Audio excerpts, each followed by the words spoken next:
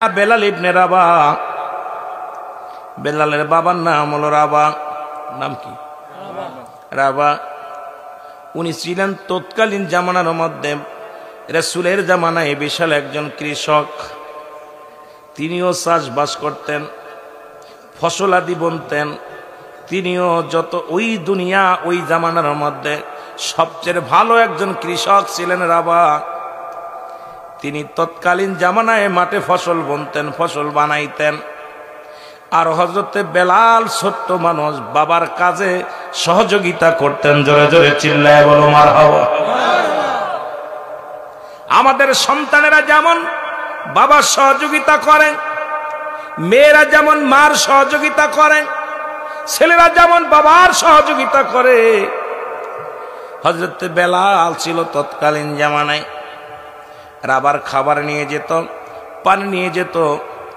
যখন কোনো মাঠে যেতেন বাবার সহযোগিতা করার জন্য পাশপাশ যেতেন। ওই জামানার মধ্যে হযরতে বেলালের গবেষণা, ছোট্টবেলা থেকে যখন মাঠে খাবার নিয়ে যেতেন, ছোট্টবেলায় যখন বাবার কাজে সহযোগিতার জন্য যেতেন, রাস্তা দিয়ে যেতেন আর চিন্তা করতেন এই জমিনটা বানালো কে, আসমান বানালো কে, এই জমিনটার মধ্যে হাওয়া দেয় কে, বাতাসটা দেয় কে, সূর্য উদয় করে কে, ডুবায় কে, এই ফসল দেয় কে, সব কিছুর মালিক কে। বেলালের মনে ছোট্টবেলা থেকেই তিনি চিন্তা করে এতগুলো। এ মুসলমান গভীর মনোযোগ চিন্তা করে কেমন, এই জন্যে সবসময় চিন্তা করে এটা করলো কে, ওটা করলো কে, এটা কে দিল, এটা করলো কে।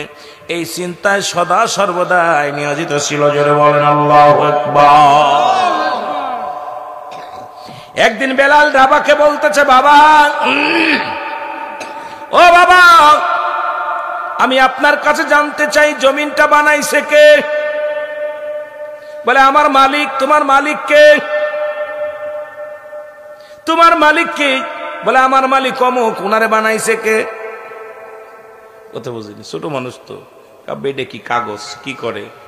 কাগজে লেখে, লেখে কি করে? এটা দেখে, দেখার পরে কি করে?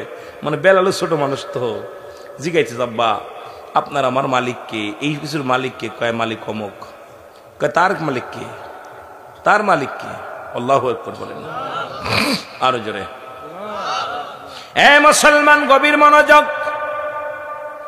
বেলালের অন্তর ভিতরে ঢুকে গেল, না না, লা ইলাহা নাই কোন ইলাহ ইল্লাল্লাহু, এক আল্লাহ ছাড়া, এক আল্লাহ ছাড়া কিচ্ছু নাই। সব কিছুর মালিক হলো আল্লাহ, যাকে দেখা যায় না, যাকে কোনোদিন দেখি নাই, অথচ সেই আল্লাহ হলো তামাম পৃথিবীর মাকলুকাতের সরদার, মাকলুকাতের মালিক।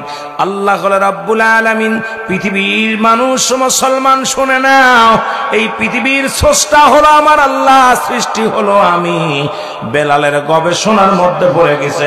জোরে জোরে চিল্লায়া বলা যাবে না মারহাবা। গবেষণার মধ্যে পড়ে গেছে। বাবা এই বলে, বেলাল বলে, বাবা এ সব কিছুর মালিক তোমার কোন সাধারণ মানুষ নয়। আমার মন বলে এই সব কিছুর মালিক হলো আমার আল্লাহ।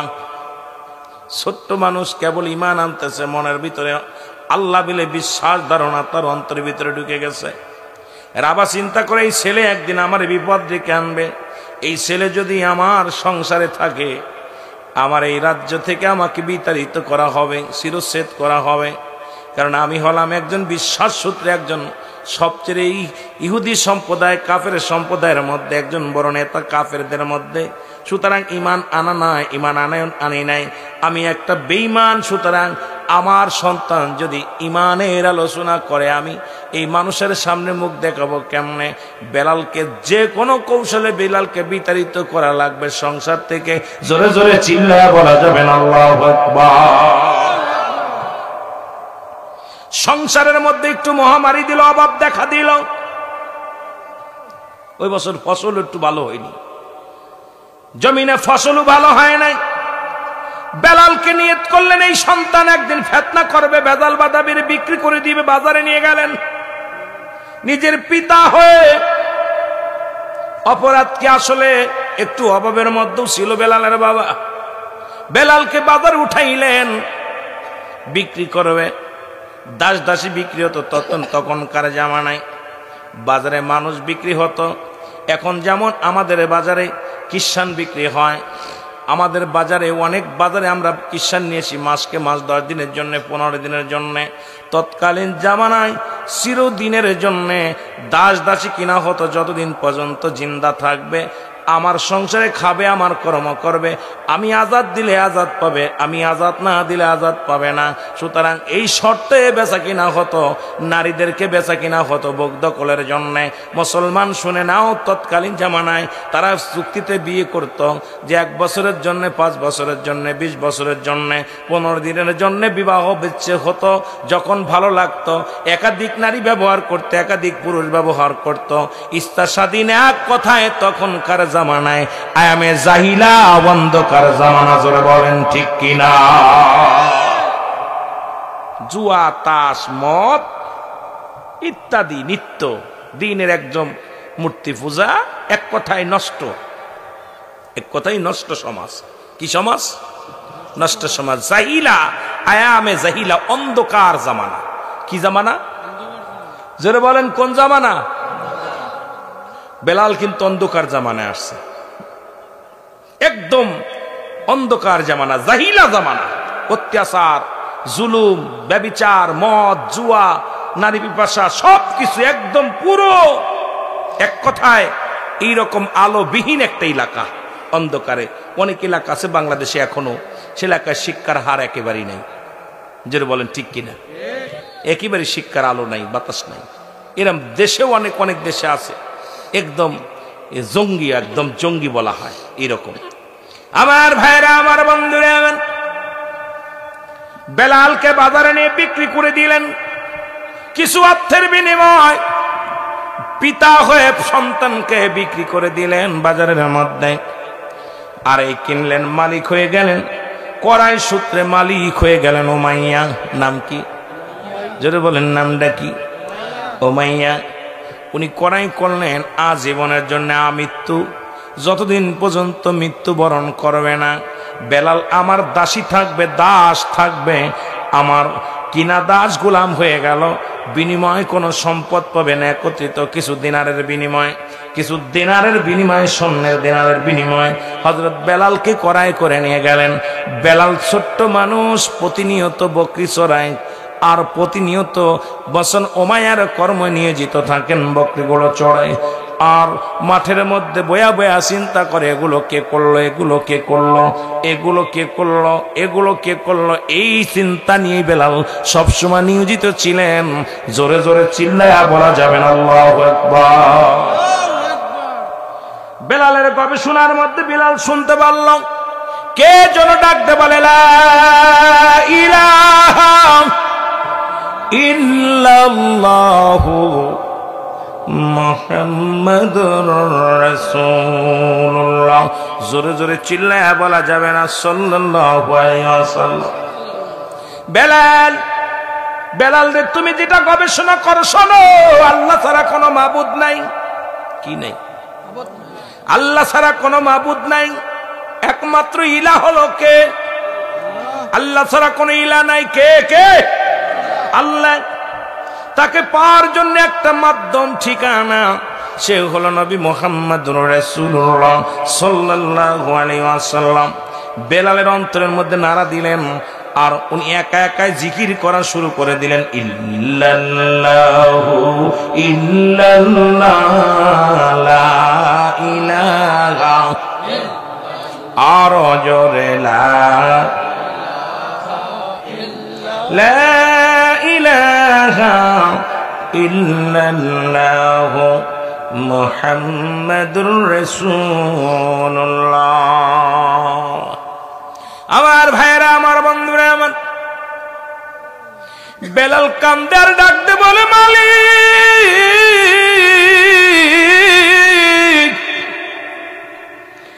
আমি বেলাল কি শুনলাম,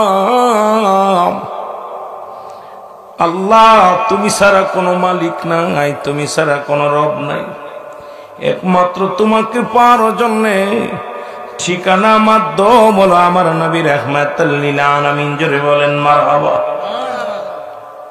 বেলাল কালেমা পড়ে, উমায়ের অন্য গোলামেরা বেলালের নামে রিপোর্ট দিলেন উমায়ের কাছে, যে উমাইয়া শোনো,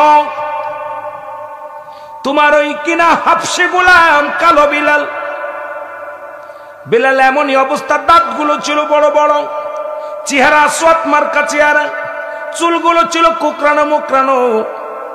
এ মুসলমান শুনে নাও, বেলালের নামে রিপোর্ট আসলো, আপনার বেলাল এমন একটা অন্যায় করে যা মেনে নেওয়া যায় না। উমাইয়া বলে, কি অন্যায়? অন্যায়টা হলো উনি কি যেন একটা কবিতা মুখস্থ করেছে, ওই কবিতাটা বেলাল বারবার বলে, আর এই কবিতা চারিদিকে দেখি তার বকরিগুলো চারিদিকে বেলালকে ঘিরে ঘিরে দাঁড়ায় আছে। বেলালের বকরিগুলো সব মারা যাবে, ওগুলো না খেয়ে মারা যাবে। উমাইয়া বলল, কি বলতে চাও তোমরা? খবর দিলেন, বিশ্বাস সূত্রে আর একজনকে পাঠায়া দিলেন।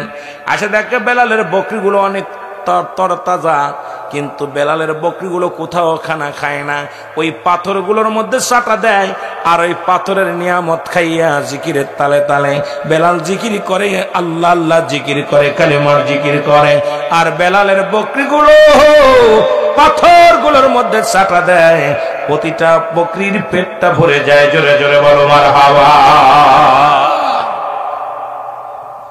অন্য রাখালের বকরিগুলো কঙ্কাল হয়ে গেছে, এই মাঠ থেকে ও মাঠে চড়াই নিয়ে বেড়ায়। বেলালের বকরিগুলো চড়ানো লাগে না, বেলাল এক জায়গা বইয়া, একটা পাথরের মধ্যে বইয়া বেলাল খালি ইল্লাল্লাহু ইল্লাল্লাহ লা ইলাহা ইল্লাল্লাহ বলো, ইল্লাল্লাহু লা ইলাহা ইল্লাল্লাহ বলো, লা ইলাহা এরে লা ইলাহা ইল্লাল্লাহ। এ দুনিয়ার মুসলমান,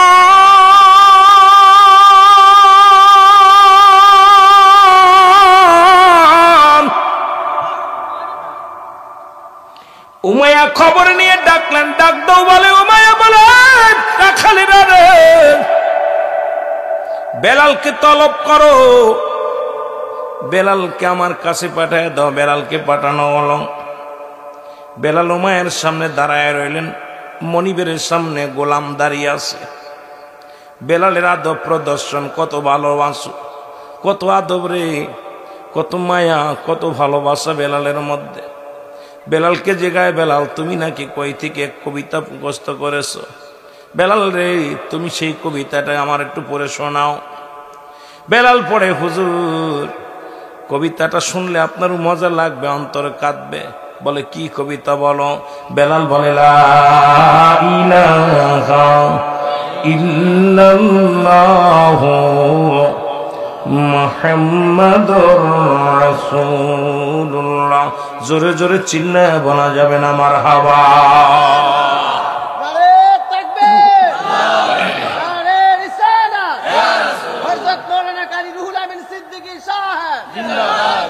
আমার ভাইয়েরা, আমার বন্ধুরা, আমার উমাইয়া তো বোঝে, আরবির অর্থ জানে রে।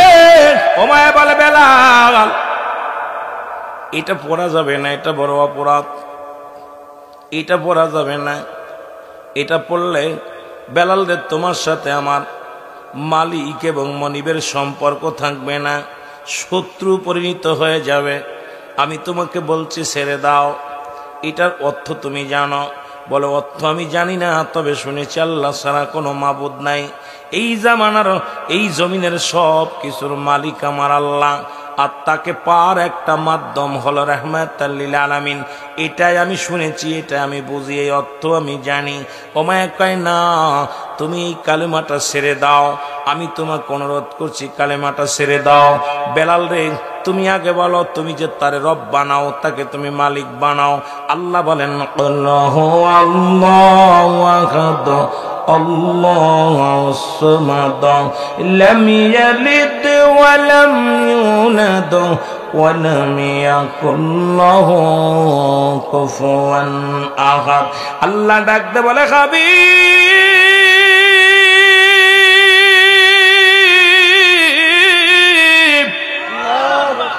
আপনি বলে দেন আমি আল্লাহ আমি আল্লাহ।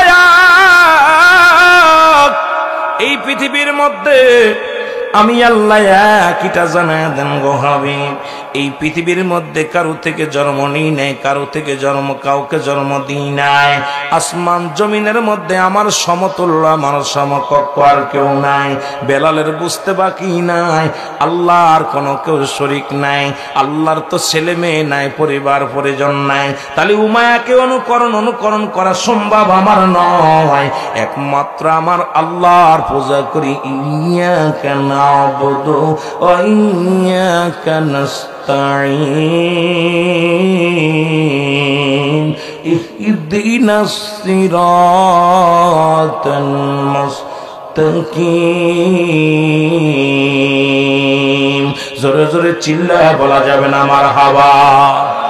এর মুস্তাকিনের পথে মুসলমান, সিরাতুল মুস্তাকিমে মুত্তাকিনের মুসলমান শোনো গো।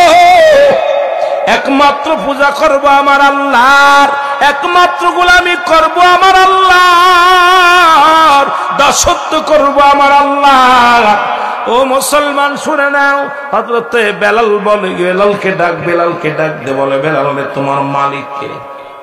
আমার মালিক। একটু জোরে কোয়া যাবে না? আল্লাহ। কে মালিক? তোমার খাওয়াই কে? কয় আল্লাহ।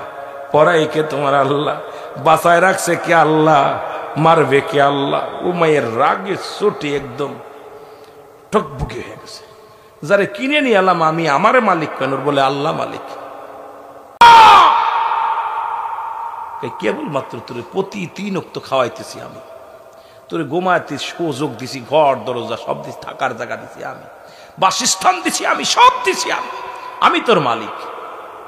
আল্লাহ নাউজুবিল্লাহ বলেন না? আরো জোরে মালিক কে? বেলাল বলে না আপনি মালিক না, আপনার মালিক কে? সুবহানাল্লাহ বলেন না? বেলালকে বলতেছে বেলাল বলো আমি তোমার মালিক। বেলাল কয় নো, অসম্ভব। হায়াত মৌত রিজিকের সব কিছুর মালিক আল্লাহ। উমায়াকে জিগাই বেলাল, হুজুর আমি আপনাকে জিগাই, আমার মালিক আপনি, আপনার মালিক কে? আপনি যে আমার মালিক বলতেছেন, আমি আপনার মালিক, আমি আপনার মালিক, আপনার মালিক কে? আমার মালিক আপনি বলতেছেন, আপনাকে কে খাওয়ায়, কে পড়ায়? কেন আমি রাজ্যের প্রধান, আমার মালিক আমি নিজেই। খাওয়াই কে? আমার দামি খাই। বাসাই কে? আল্লাহ আমি বাসাই, আমার হায়াত সবকিছু। বেলাল বলে না হুজুর, এই সব কিছুর মালিক আমার একজন মহাজন। জোরে বলেন ঠিক কিনা? এর চার রঙের মশলা দিয়া কে কইরাছে তোর গঠন, চার রঙের মশলা দি। জোরে জোরে বলেন চার রঙের মশলা। এর কে কইরাছে তোর গঠন, চার রঙের মশলা। ও তুই দেখলি না তুই নয়ন মেলে, ও তুই দেখলি না তুই নয়ন মেলে, কোন জায়গা তোর মহাজন। চার রঙের মশলা দিয়া বলো চার রঙের মশলা। আগুন পানি মাটি বাতাস এক যুগেতে করলো প্রকাশ। সুবহানাল্লাহ বলেন না? তোমার ভিতরে আগুনও আছে, পানিও আছে, মাটিও আছে, বাতাসও আছে। আগুন পানি মাটি বাতাস এক যুগেতে করলো প্রকাশ। ও তুই দেখলি না তুই নয়ন মেলে, দেখলি না তুই কোন জায়গা তোর মহাজন। চার রঙের মশলা, এ জোরে জোরে চার রঙের মশলা। প্রতিটা মানুষের ভিতরে চারটে রং দিছে। এর চার রঙের মশলা দিয়া কে কইরাছে তোর গঠন, চার রঙের এই জন্য অ্যারিস্টটল, সক্রেটিস বই লেখা পর বলে নো দাইসেল, নিজেকে নিজে চিনতে হবে, বুঝতে হবে। মানরাফান নফস, নিজের নফসকে চিনতে হবে। কলবুস সালিম, আত্মাটাকে প্রসিদ্ধ করতে হবে। খালি অন্যরে নিয়ে নিজেরে চিনতে পারো নাই বেটা। কিসের আলেম, কিসের মৌলবী, কিসের মুফতি? আর লালন বলেন আপনারে চিনতে পারলে যাবে অচিনারে চিনা। যেটা বলেন ঠিক কিনা? আপনারে চিনতে পারলে অচিনারে চিনা যাবে। আগে নিজকে নিজে চেনো। আর অ্যারিস্টটল, সক্রেটিস, যার বই না পড়া পর ইঞ্জিনিয়ার, বৈজ্ঞানিক, দার্শনিক হওয়া সম্ভব না, উনি বললেন নো দাইসেল, নিজেকে নিজে চিনতে হবে। যেটা বলেন ঠিক কিনা? আহা কি অবস্থা! এই যে চারটা মিছিলতে এখন আপনারা যদি জিজ্ঞাই ভাই আগুন কোন জায়গা আছে, পানি কোন জায়গা আছে, আপনার মাটি কোন জায়গা আছে, একটু দেখান না মাটি কোন জায়গা আছে, গার ভিতরে দেখান দি পারবেন নাকি? কোন জায়গা জানেন? হাত দিশানিতে রক্ত বাইরে হয়, গোস্ত হয়ে যায়। মাটিটা কই, পানিটা কই, হাওয়াটা কই? সব শেষ।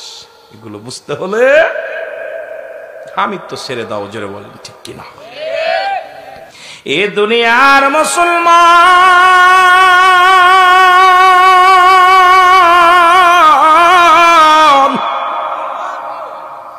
বেলাল ডাকতে বলে উমাইয়া রে, তোমার মালিকও যিনি আমার মালিকও তিনি। তোমার মালিক যে আল্লাহ, আমার মালিকও সে আল্লাহ। তাকে পাওয়ার একমাত্র মাধ্যম ঠিকানা হলো নবী মুহাম্মদুর রাসূলুল্লাহ সাল্লাল্লাহু আলাইহি ওয়াসাল্লাম। জোরে জোরে চিল্লায় বলা যাবে না মারহাবা। উমাইয়া, তোমার মালিক আমার মালিক তুমি না, তোমার মালিকও তুমি না। সব কিছুর মালিক আমার স্রষ্টা। আমি হলাম সৃষ্টি, তুমি হলে সৃষ্টি, আর আমার আল্লাহ হলো স্রষ্টা। কুল কায়নাত সবই তিনি সৃষ্টি করেছেন, তিনি হলো সৃষ্টিকর্তা আমার আল্লাহ। জোরে জোরে চিল্লায় বলা যাবে না মারহাবা। ওমায়া কয় বেলাল কালেমা ছেড়ে দাও, বলে না। বেলাল কি প্রহরীকে ডাক দিলেন, কোথায় রে প্রহরী আয়। বেলালকে হাতে পায়ের মধ্যে রশি লাগায় দাও। বেলালের হাত বন্ধ, পাও বন্ধ। যতক্ষণ পর্যন্ত বেলাল সে কালেমা না ছাড়বে, যতক্ষণ পর্যন্ত বেলাল আমাকে মালিক বলে স্বীকার না করবে, ওই যে আল্লাহরে দেখা যায় না, যে আল্লাহরে কোনোদিন দেখি নাই, যার অস্তিত্ব নাই, যার কোনো আকার নাই, সেই খোদাকে যতক্ষণ পর্যন্ত না ভুলবে, যতক্ষণ পর্যন্ত আমি উমায়াকে মালিক বলে খোদা না বলে স্বীকার করবে, ততক্ষণ পর্যন্ত তোমরা বেতের আঘাত চালাইবা, চাবুকের আঘাত চালাইবা। যতক্ষণ পর্যন্ত মৃত্যুবরণ না করে, ততক্ষণ পর্যন্ত তোমরা শুধু চাবুকের আঘাত করবা। যখন দেখবা তার জবান দিয়ে আমাকে স্বীকার করে নিছে, প্রভু বলে, মালিক বলে, তখন তাকে মারা বন্ধ করে আমার কদমের মধ্যে আনবা। জোরে জোরে চিল্লা বলা যাবেন আল্লাহু আকবার। উমাইয়ার লোকেরা বেলালকে আঘাত করতে লাগলো।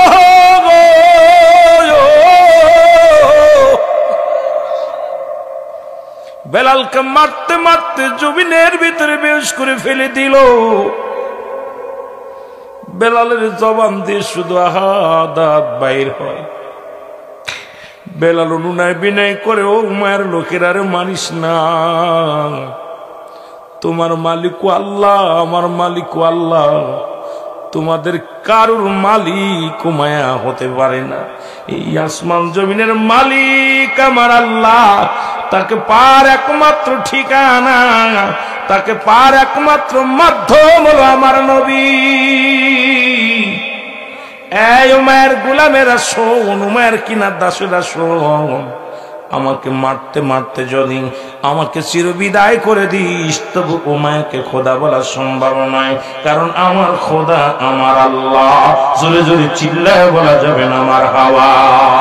এই কালেমার মালাটা পড়ছি আমি, যত পারো যন্ত্রণা দাও গো তুমি, বলো যত পারো যন্ত্রণা। আরো জোরে বলেন, কালেমার মালাটা পড়ছি আমি, যত পারো যন্ত্রণা দাও গো তুমি, বলো যত পারো। মানি না মানি না হার যে মানি না, মানি না মানি না হার যে মানি না, হায়াত মৌতের মালিক তুমি, কালেমার মালাটা পড়ছি আমি যতবার জান। সবাই বলেন না, এই কালেমার মালাটা পড়ছি আমি যত পার যন্ত্রণা দাও গো তুমি, বলো যত পার। এ রহিম,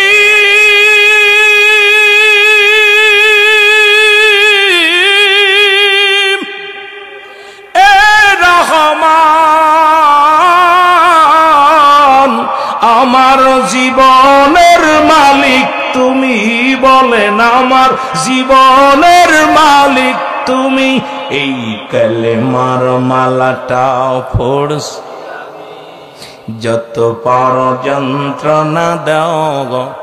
সব গান বন্ধ, আগামী কাল থেকে একটা গান হবে, বলেন না, কালেমার মালাটাও পড়ছি আমি যত পার যন্ত্রণা দাও গো তুমি, বলো যত পারো।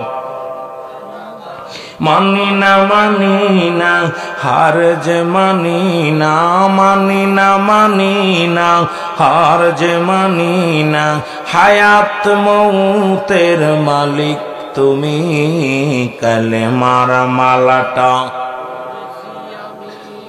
যত পার যন্ত্রণা দাও গো তুমি, বলো যত পারো। এ আমার ভাইরা, আমার বন্ধুরা, আমার বেলাল জমিনের মধ্যে লুটাইয়া রে, জমিনের মধ্যে লুটাইয়া বেলাল কান্দে, চোখের পানি ফেলাইয়া, মালিক যতক্ষণ পর্যন্ত আমার দেহের মধ্যে জানটা থাকবে গো, একটা সেকেন্ডের জন্য আমি যেন তোমারে না ভুলি রে আল্লাহ। তুমি হায়াতের মালিক, মৌতের মালিক, আমি যেন মরণের ভয় তোমাকে না ভুলে যাই, আমি যেন মরণের ভয় আপনাকে যেন ভুলে না যায়, আপনার হাবিবকে যেন ভুলে না যায়। বেলালের চোখ বায়া পানি পড়ে, গা দিয়ে রক্ত ঝরে বেলাল, বেলাল চোখের পানি ছেড়ে কান্দার বলে, ও মায়ার গোলামের রে, তোদের অন্তরে কি একটু মায়া নাই রে? আমি কি অপরাধ করেছি? আমি কারোর মাথায় বাড়ি দিই নাই, কাউকে ধিক্কার দিই নাই, কাউকে কষ্ট দিই নাই। একমাত্র অপরাধ আমার আল্লাহকে ভালোবাসা, আমার হাবিবরে ভালোবাসা রে।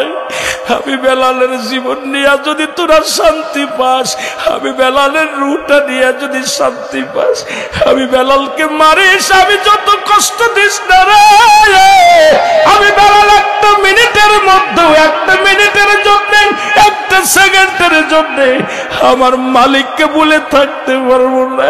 এই দুনিয়ার সব ছেড়ে দিতে পারি, এই দুনিয়ার জীবনটা পর্যন্ত ত্যাগ করতে পারি, আমি বেলাল আমার জবান থেকে এই কালেমা সরাইতে পারবি না।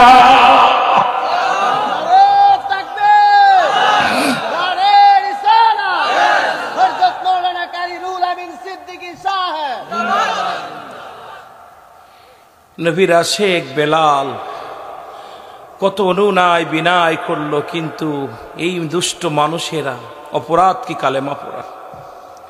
আপনারা দেখেছিলেন আফগানের মধ্যে, আফগান যখন যুদ্ধ শুরু হলো, ওই মিয়ানমার যখন যুদ্ধ শুরু হলো, শত শত হাফেজি কোরআন তারা বুকের মধ্যে কোরআন ধরেছিল, এইভাবে আঁকড়ে ধরেছিল। ওই দেশের দুষ্ট সেনাবাহিনীর লোকেরা বলেছিল, হয় কোরআন ছেড়ে দে, নাই জীবন দিয়ে দে। ছেলেরা বলেছিল, আমরা জীবন দিলে জান্নাত পাবো, কোরআন ছাড়লে বেঈমান হব। আশ্চর্য হয়ে গেছিলাম মদিনের মানুষগুলো যখন গ্রাস ফায়ার দিয়েছিল, 500 কোরআনের পাখিগুলোকে যেদিন গ্রাস ফায়ার করে মেরেছিল, আপনারা নেটে দেখবেন সার্চ দিয়ে। তারা বলেছিল, আমরা যদি কোরআন দিয়ে দিই, কোরআন দিলে ঈমান চলে যাবে, আর জীবন দিলে আমি আমার জান্নাত পাবো, জীবন দিলে আমার মাওলারে পাবো। এইরকম বুকটা পেতে, প্রতিটা ছেলেরা বুক পেতে দিচ্ছে, ছোট ছোট মাসুম বাচ্চাগুলো বুক পেতে দিচ্ছে, মারো, গুলি মারো। দেখা যায় তাদেরকে গ্রাস ফায়ার করে রক্তের বন্যা বয়ে গেছে, কিন্তু তারা কোরআন ছাড়ে নাই, আল্লাহকে বলে নাই, রাসূলকে বলে নাই, জীবন দিয়ে গেছে। এইরকম যদি কালেমা পড়তে হতো, বেলালের মতো যদি নির্যাতিত হতাম, আমার বিশ্বাস বাংলার জমিনে শতকরা 10 জন মোটামুটি মুসলমান পাতাম বলে আমার বিশ্বাস হয় না। এ দুনিয়ার মুসলমান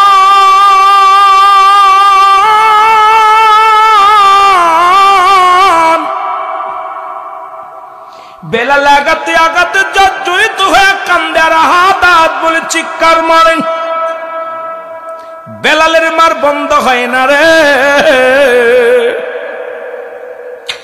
বেলাল লোটা পড়েছে জমিনের মধ্যে।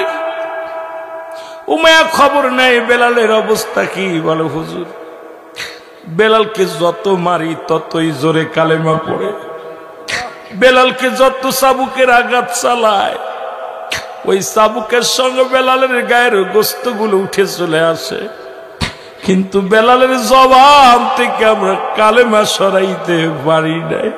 আমরা মারতে মারতে নিজেরাই তো অসুস্থ হয়ে গেলাম, কিন্তু বেলালের জবান থেকে কালেমা সরাইতে পারি নাই।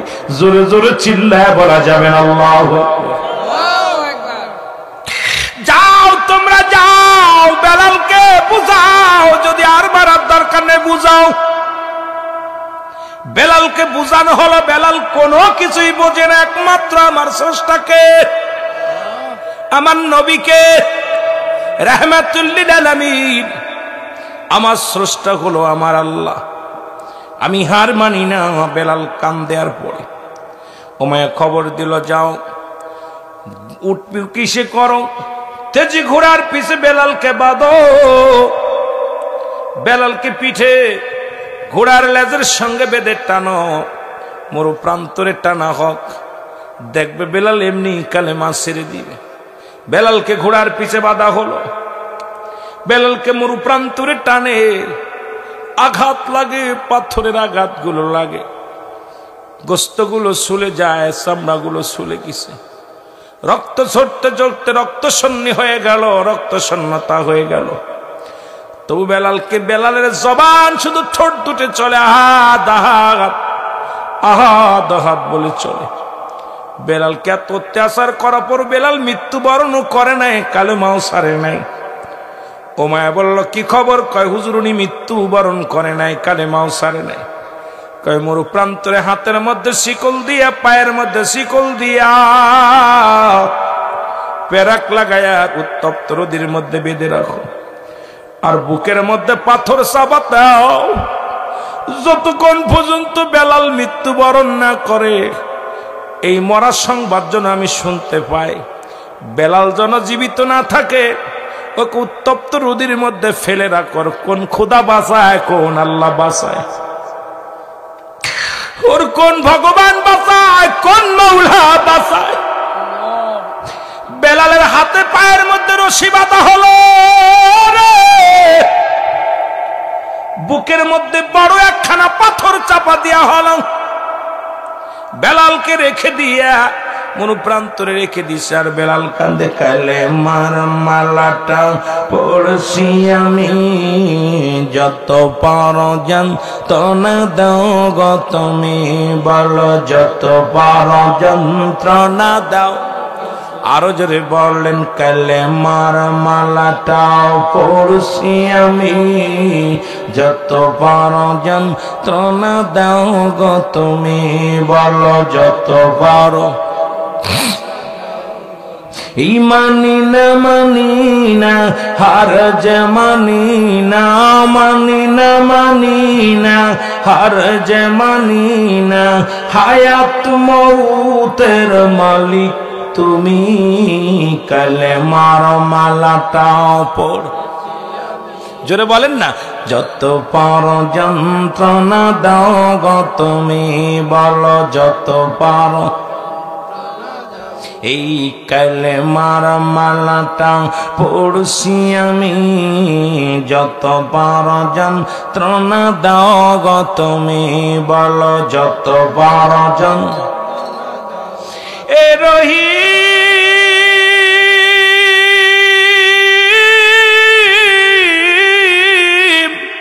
এ রহমান, আমার জীবন জীবনের মালিক তুমি বলো আমার জীবন, জোরে জোরে যুবকেরা, আমার জীবনের তুমি এই কালেমার মালাটা মোর প্রান্তরে ফেলে রাখো। বেলালের চোখ দুটি বেয়ে বেয়ে পানি পড়ে, জবান দিয়া ঠোঁট দুটি খালি নড়ে আহাদা বলে। খবর পাইল হযরত আবু বকর সিদ্দিক রাদিয়াল্লাহু তাআলা আনহু, খবর পাইল উমাইয়ার বংশ এই মহল্লার মধ্যে একজন আল্লাহর নবীর আশেকে রাসূল আমার বেলাল। ওই এক বেলাল নামে একজন হাবশী গোলাম, অপরাধ তার কালেমা পড়া, তাকে নির্মম ভাবে আঘাত করা হয়েছে, তাকে কষ্ট নির্যাতন করা হয়, তবু তার জবান থেকে কালেমা বাইর হয়নি। আবু বকর খবর পায় এক দড়ি চলে আসেন, এসে দেখে বেলাল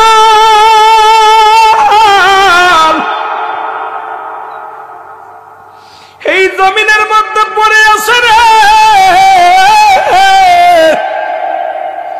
বেলালের জানটা কোন রকম টিপ টিপ করে যে বাদানের রুটা চলে, রক্ত চলে। বেলালকে দেখে একটা দড়ি চলে গেলেন উমাইয়ার বাড়িতে, যা বলো উমাইয়া, ও উমাইয়া। উমাইয়া বলে তুমি কে? কই মক্কা থেকে এসেছি। কেন এসেছো? বলে আমি ব্যবসা করি এলাকার মধ্যে, এই মদিনার বুকে ব্যবসা করি, এলাকার মধ্যে ব্যবসা করি। আমি এসেছি, আমি জানি তুমি একজন জ্ঞানী মানুষ, তুমি একজন বুদ্ধিমান মানুষ, তুমি একটা নেতা, তবে তুমি বেলালের কাছে পরাজয় মেনেছো। বলে কি বলতে চান? কয় তুমি বেলাল নামে একজন গোলাম তুমি কিনেছো। বলে তোমার অনুগত্য হয় নাই, তোমাকে খোদা বলে মানে নাই, তোমাকে মালিক বলে মানে নাই। এর কারণে বেলালকে তুমিও প্রচণ্ড প্রহার করেছো, আঘাত করেছো, জমিনের মধ্যে ফেলে রাখছো। আরে তোমার যদি অনুগত্য না করে বেলাল মারা যায়, তুমি তো সারেন্ডার, তুমি কি করবা? তুমি পরাজয় মানবা। সবাই বলবে উমাইয়ার হুকুম মানে না, উমাইয়ার রাজ্যে মৃত্যু হয়েছে, বেলালের জয় হয়েছে। একটা কাজ করো, তোমার রাজ্যে যদি বেলাল মারা যায় তুমি পরাজয় মানবা, এর চাইতে বেলালকে দূরে ফেলে দাও, বর্ডারে ফেলে দাও, তোমার রাজ্যে তারে মরতে দিও না, তুমি পরাজয় মেনো না, তোমাকে ভালো নেতা জানি। উমাইয়া কয় বাবা ভাইরে, তুমি তো ভালো একটা বুদ্ধি দিছো, যে আমার অনুগত্য নাই, আমার হুকুম মানে না, যে আমারে খোদা বলে মানে না, আমার রাজ্যে তারে মরতেও দিতে পারি না। তাড়াতাড়ি কয় দেখ দি মরছে নি, খবর নে। কাকে খবর নে, যদি না মরে তারে দূরে ফেলে দাও। হযরত আবু বকর বলে, হযরত আবু বকর সিদ্দিক রাদিয়াল্লাহু তাআলা আনহু বলে, ওমর রে, আমি দেশে যাব, ফিরে মন চায়, তবে আপনার যেহেতু কিনা গোলাম, আমারও একটা গোলামের প্রয়োজন। যেহেতু আপনার অনুগত্য নয়, আপনি কিছু হাদিয়া নেন, যাতে কিনেছেন এই হাদিয়াটা আপনি লন। আমি বেলালকে নিয়ে যাই, যদি বেঁচে থাকে তাহলে আমি তাকে সুস্থ সেবা যত্ন করে সুস্থ করে আমার কাজে লাগায় দিব, আর যদি মারা যায় আপনার রাজ্যের বাইরে নিয়ে তারে ফেলে দিব। উমাইয়া কয় যা দিবি দে, তাড়াতাড়ি দে। জোরে কন্যা মারহাবা। উমাইয়ার কাছ থেকে বেলালকে কিনে নিলেন। এ মুসলমান, উমাইয়ার কাছ থেকে কিনে নিয়ে বেলালের কাছে দৌড়ায়া গেলেন হযরত আবু বকর সিদ্দিক। যা বুকের উপর থেকে পাথরখানা সরাইয়া দিছে দৌড়াই যায়া, যখন পাথরটাও বুকের থেকে সরাইছে, বেলাল আওয়াজ দিয়ে বলে মুহাম্মাদুর রাসূলুল্লাহ। জোরে জোরে চিল্লায় বল সাল্লাল্লাহু। আরে আবু বকর চিৎকার মেরে বলে বেলাল রে,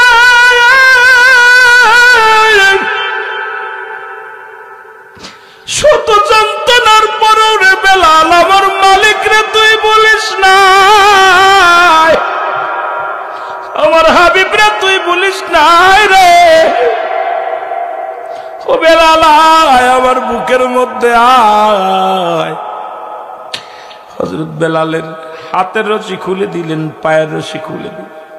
আবু বকর বুকের মধ্যে টান দিয়ে লইয়া একটা চিৎকার মারে, কান্দার ভাই, ইয়া রাসূলুল্লাহ, দুনিয়ায় কত আশেক দেখেছি, কত পাগল দেখেছি, বেলালের মতো এমন পাগল নজরে পড়ে না।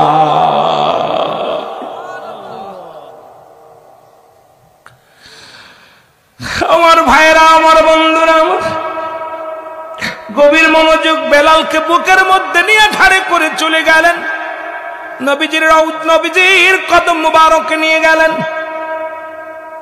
নবীজির কদমের মধ্যে নিয়ে বেলালকে খাড়া করলেন। বেলাল দাঁড়াইতে পারে না, বসতে পারে না। বেলালের গায়ের মধ্যে রক্ত, সমস্ত গাটার মধ্যে রক্ত ঝরা অবস্থা, কলতানি ঝরে। বেলাল রেখে দিলেন রাসূলুল্লাহর কদমের গড়ে। আমার নবী বলে, আবু বকর রে, কাকে আনছো? বলি, ইয়া রাসূলুল্লাহ, ইয়া হাবিবাল্লাহ, এমন একজন পাগল আনছি গো,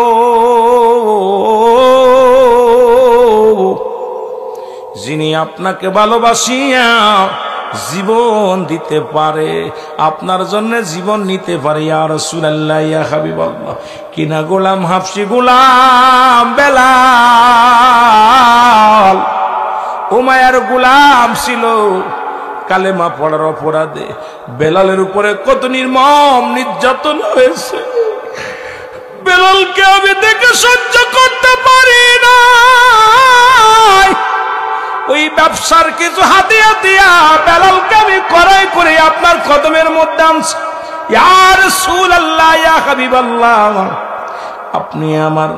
আপনি আপনার বেলালকে একটু কদমের মধ্যে জায়গা করে দেন। জোরে জোরে চিল্লায় বলা যাবে না মারহাবা। রে আমারে মদিনায় নিবানি ওগো নবীজি, আমারে মদিনায় নিবানি, বলো আমারে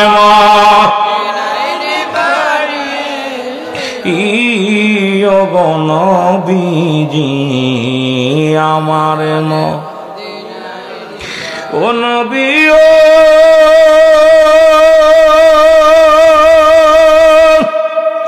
এবার সর্বাসীর আশাকান কান্দিয়া হইল হয়রান। একবার যদি দিদার আপনার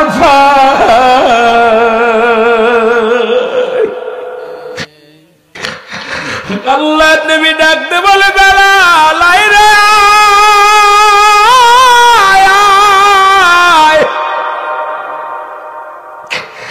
আমি নবীর বুকের মধ্যে আয় রে বেলাল।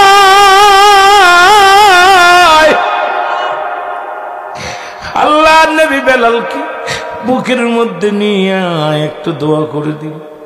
নবীর কদমের মধ্যে পড়ে বেলাল কান্দিয়া, ইয়া রাসূলুল্লাহ, ইয়া হাবিবাল্লাহ, উমাইয়ার দুষ্ট বেঈমানেরা যত যন্ত্রণা দিছে গো, আপনার হাতের পরশ পাইয়া, আপনার আলিঙ্গন পাইয়া আমি বেলাল জীবনের সব দুঃখ ভুলে গেছি। ইয়া রাসূলুল্লাহ, ইয়া হাবিবাল্লাহ, জীবনে আর কোনো দুঃখ নাই, আর কোনো কষ্ট নাই।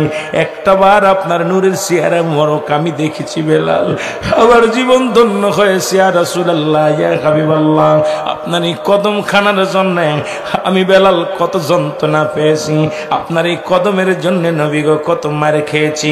ইয়া রাসূলুল্লাহ, আপনাকে পাওয়ার জন্য যদি জীবন চলে যেত গো, তবু আমার কোনো দুঃখ ছিল না।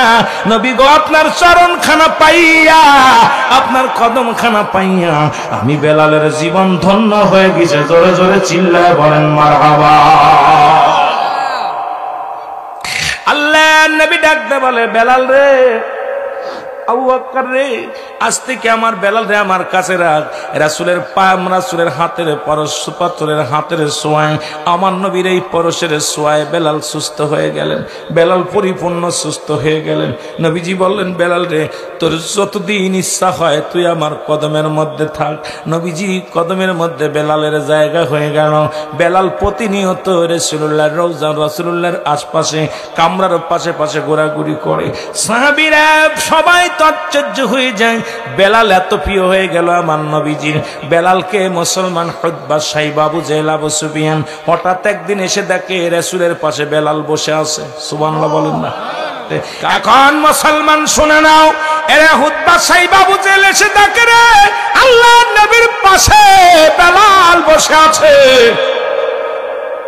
উতবা সাইবা আবু জেহেল বলে, এ মুহাম্মদ সাল্লাল্লাহু আলাইহি ওয়াসাল্লাম, আমাদের তো মন চায় আপনার সাথে দুইটা কথা বলতে, আমাদের তো মন চায় আপনার সঙ্গে দেখা সাক্ষাৎ করতে, কিন্তু আইসা দেখলাম আমাদের মতো নেতা, আমাদের মতো বড় বড় নেতারা আপনার কাছে বসবে, অথচ আপনি বলে নবী আপনার পাশে যদি বেলালের মতো নিগ্রহ হাফসি গোলাম থাকে, হাফসি গোলাম যদি আপনার কদমের পাশে থাকে আমাদের মানায় না, আমাদের ইজ্জত থাকে না। সুতরাং আপনার বেলাল যদি যে কদমের মধ্যে জায়গা হয় সেই জায়গা আমরা এত বড় বড় নেতারা কেমনে বইব? জোরে জোরে চিল্লায়া বলা যাবে না আল্লাহু আকবার।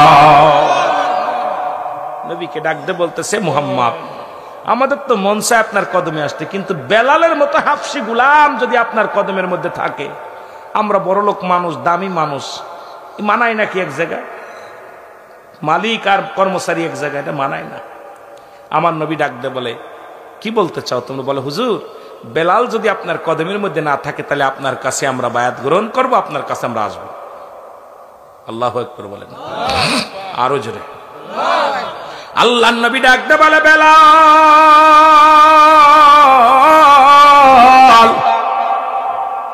বেলাল রে উতবা সাইবা আবু জেহেল আবু সুফিয়ান আমার কদমের মধ্যে আছে। ও বেলাল, আগামীকাল তুই আমার কদমের মধ্যে আসবি না? যদি উতবা সাইবা আবু জেহেল যদি কালেমা পড়ে নাই, কতই না মঙ্গল হবে, কতই না উপকার হবে ইসলামের। বেলাল বলে, নবী গো, পৃথিবীর মধ্যে উমায়া যতগুলো চাবুক চালাইছে আমার গায়ের মধ্যে আমি এত কষ্ট পাই নাই, কিন্তু আপনার কদম থেকে যাবার কথা শুনিয়া আমার কলিজাটা ছিদ্রা হয়ে গেছে ইয়া রাসূলুল্লাহ। আল্লাহ নবী, মায়ের নবী গো, আমি বেলাল আপনার কদম ছেড়ে একটা মিনিটের জন্য গেলে আমি বাঁচবো না ইয়া রাসূলুল্লাহ। নবী বলে, বেলাল রে শুধু একটা দিনের জন্য আসবি না, আগামীকাল আসবি। এখন কদম থেকে যাও, আগামীকাল আসবি। উতবা সাইবা আবু জেহেল আবু সুফিয়ান যদি কালেমা পড়ে নেয় কতই না উত্তম হবে। বেলাল বলে, নবী গো আপনার কদম ছেড়ে আমি যেতে পারবো না। আমার নবী কয়, বেলাল একটা দিনের জন্য আসবি না? বেলাল কাঁদতে কাঁদতে বাইর হয়ে গেলেন। ডাকতে বলে, আমার আল্লাহ, যদি মানুষের হাতে হায়াত থাকতো, পৃথিবীর কোনো মানুষ আমারে হায়াত দিত না, আমি হাফসি গোলাম। আল্লাহ, মানুষের হাতে যদি হায়াত থাকতো এই দুনিয়া আমি আমার মতো নিগ্রহ হাফসি গোলাম রে কেউ হায়াত দিত না। আল্লাহ, মানুষের হাতে যদি ঈমান থাকতো আমি বেলাল রে কেউ ঈমান দিত না। আল্লাহ, তোমার কাছে ঈমান থাকার কারণে আমি বেলাল ঈমান পেয়েছি রে আল্লাহ, তোমার কাছে হায়াত থাকার কারণে আমি হায়াত পেয়েছি। আজকে গরিব হওয়ার কারণে আমার রাসূলের কদমে জায়গা হয় না রে, আমি যে নবীর কদম ছাড়া বাঁচতে পারি না,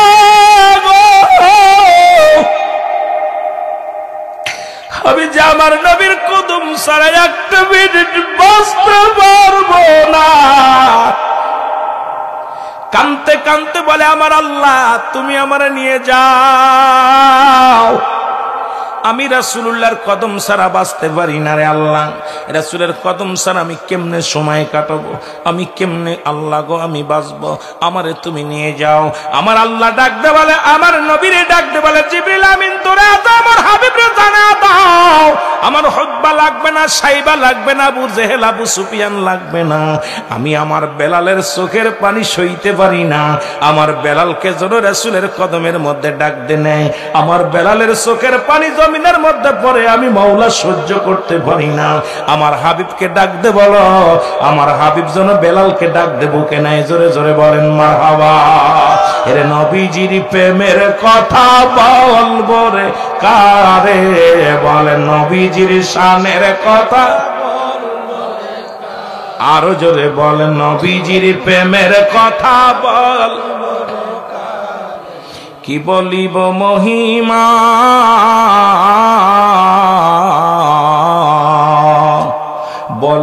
বিবি ফাতেমা যেতে হবে মারে মাটির কবরে, নবীজির গুণের কথা বল বরে কারে, বলেন নবীজির প্রেমের কথা ইলাহি আলামিন, নবীর উম্মতের জাবিন তরবে দয়াল নবী তোমায় বিফাদে, নবীজির গুণের কথা বল বরে কারে, বলেন নবীজির শানের কথা।